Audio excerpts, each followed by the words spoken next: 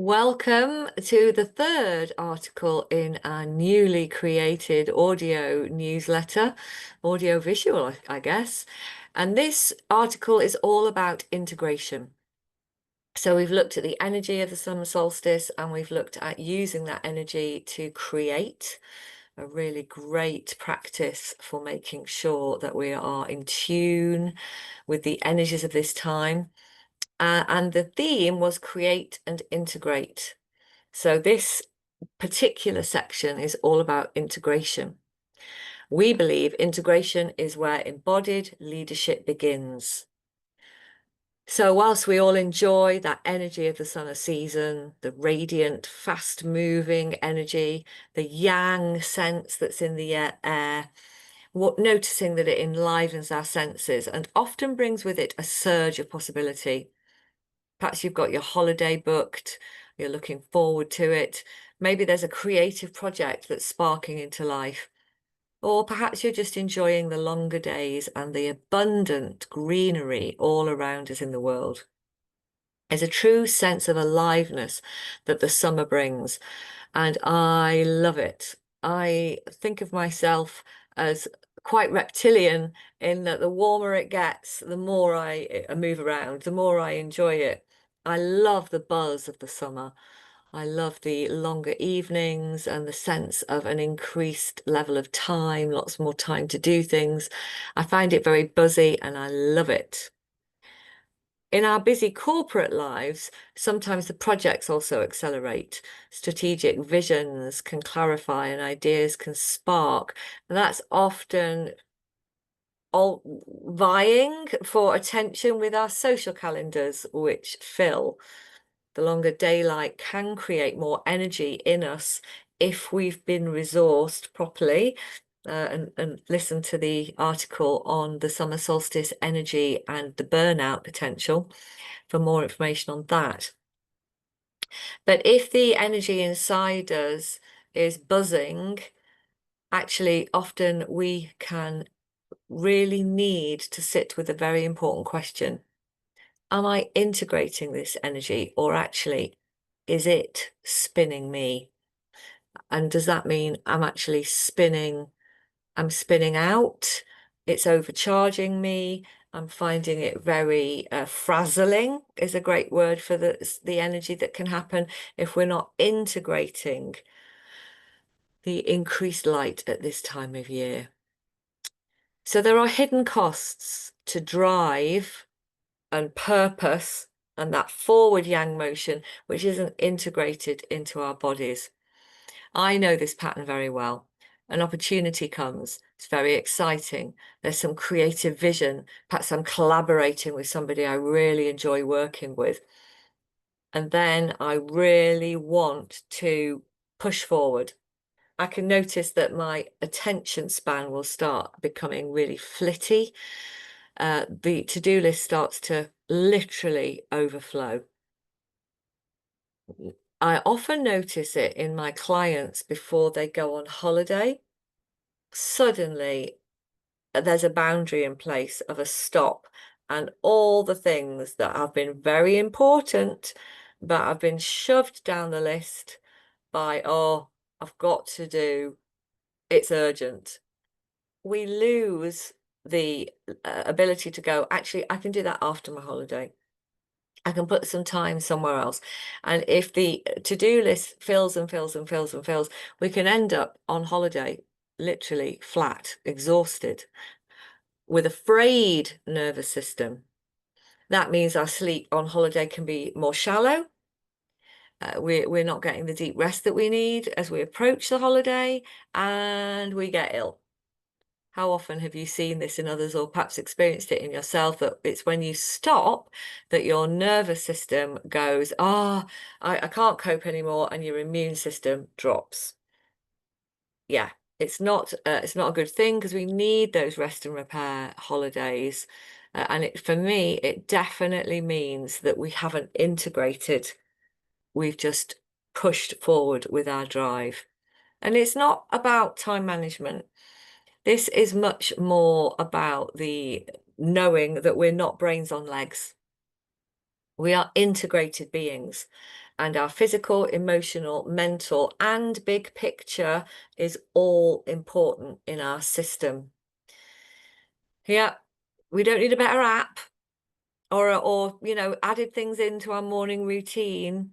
We really are skipping the integration of what we're doing, allowing the integration to reach our emotional level, our physical level.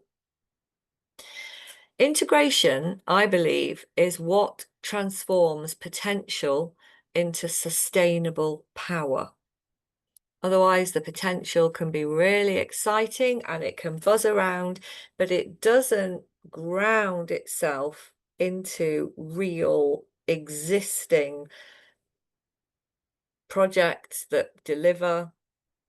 It doesn't ground itself into something that is recognizable in the world. In a way, it doesn't really manifest itself here in this reality. It just remains fizzy and up there somewhere. A great example of this is when we collect data, but we don't do anything with it. So we've got lots of form ideas, data buzzing around, things we know we could do stuff with, but we're not actually creating the integration which supports us to do the thing. And that often is what makes it happen. This is where ideas become plans. This is where creativity becomes form and potential becomes purpose. So when a brilliant idea lands, it can be really exciting, but we often fail to make the time to integrate that idea. It means letting your energy settle through all parts of you. It's not about dampening the buzz or suppressing the excitement. It's about allowing that to become embodied.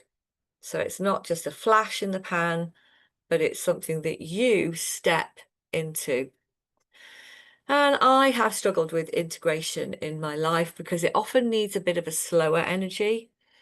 And to be frank, it's less glamorous than the original idea, but it is the real work. And that's what's going to move you forward into your life. The way I now work with integration and how it's really come into being so important in my life is recognizing it as part of a cycle.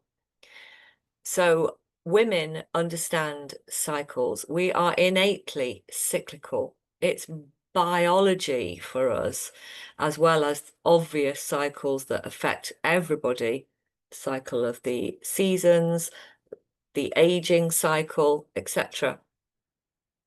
But when we know that our nervous system also is cyclical, we can support it much more effectively. So when I feel a great idea coming on, one of the first things I will do is ask about the timing, because a great idea at the wrong moment is a terrible idea. And in Indigo Brave, we often have meetings where we remind ourselves of one of our mottos, which is no new ideas. We don't need any new ideas right now. What we need to do is ask, are we integrating all the ideas that we already have?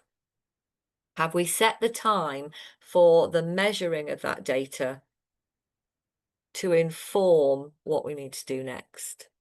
And only then are we allowed new ideas, because the new ideas are fun, but it's the time to make sure that we can integrate that idea that is crucial. Now we can see that in the corporate world, there's often a bias towards constant forward motion, rapid scaling, perpetual output. Actually, it runs very counter to the natural intelligence of integration. And to lead with an understanding of our feminine energy, and that's not about women, the feminine energy exists in men and women. Perhaps think of it as not the yang energy of the out, but the yin energy, the quieter energy of understanding the cyclical means, okay, We are going to create, we're going to express, but then we are going to integrate so we can execute. And the integration is a crucial, crucial part of knowing that we need time to do that integration. We just simply can't do it without blocking out the time needed. So how do we do this? Well, the most important skill that I've learned over the years for integration is finding stillness. So it's being able to come back to the slower pace of my body when my mind is rushing ahead. Actually, let's integrate back in. So let's use our heart coherence breath. Let's use our body consciousness, our intuition. Is this actually doable in my life right now? And that's going to be so important. The tools that I use regularly to enhance my ability to integrate have got to be the meditation tools. So I use a lot of different meditation practices from Tai Chi and Qigong, which is a very slow and integrative practice, something that drops you very deeply into your body. I know for many of my clients, they get a lot out of yoga, very integrative. Yes, time in nature. Yes, barefoot impossible. Barefoot, if possible, and free. You know, time in nature. Leaning up against a tree and really integrating your mental energy into your emotional energy, into your physical energy. Great. We talk a lot about this in our Quantum Success for Women Execs program. There, we talk a lot about the frequencies and how we can work them into our physical being. Talk about structure, vision, and embodiment. But just to give you a little taste, we can try this simple visualization. So if you imagine an old merry-go-round, and they don't exist too much these days, I've noticed. I think it's possibly a health and safety issue. But we in the 70s and 80s used to have very fun merry-go-rounds, which you could hold on to and spin round at quite terrifying speeds. So if our life is full of this change and full of, frankly, forces over which we do not have control, trying to slow down the merry-go-round is crazy. Simply will not work. It's not within our ultimate choice. But where we stand on that merry-go-round is our choice. So if we move into the center, then there's a stillness. We don't even have to move. Sure, we can feel the momentum, but we're not swept away by the momentum. And integration of what's going on in our life is taking a choice to step into the center of that circle and to allow our system to integrate the changes, the new, the ideas, the forward motion. And we know right now that there is no shortage of change. Clients, businesses, families, world, it's often getting faster and faster and faster. There's so much change there.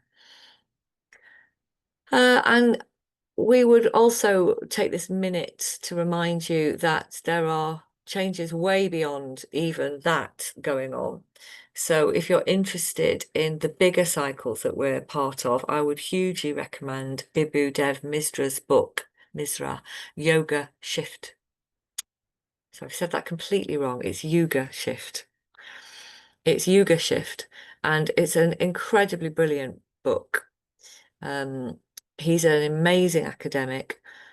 He is interviewed on YouTube, and there's some fabulous interviews with him.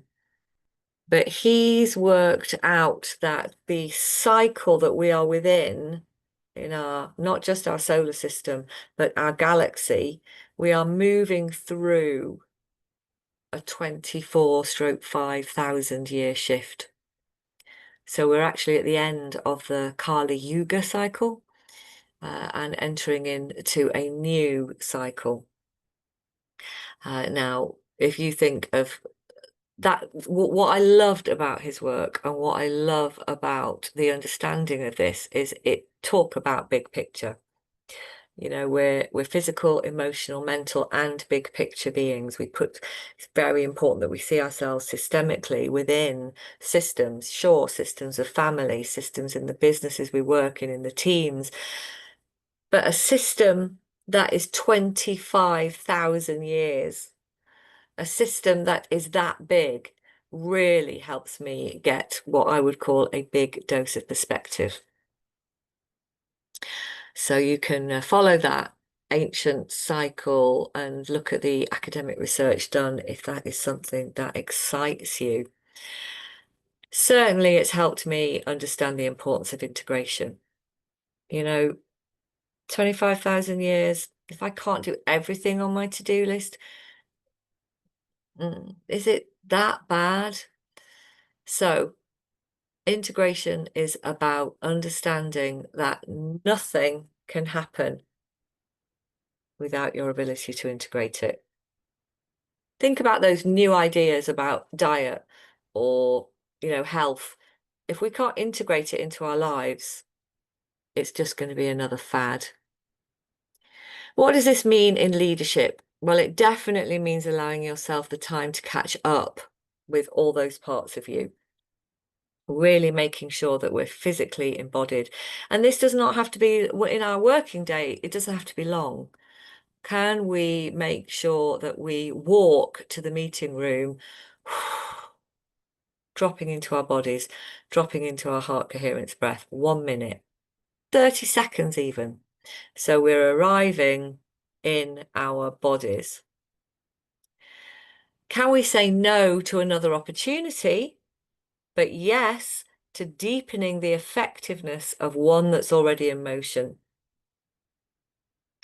What about making sure that we program in not just the team day and the great excitement of that event, but integrating how the work, the day is going to affect our daily lives?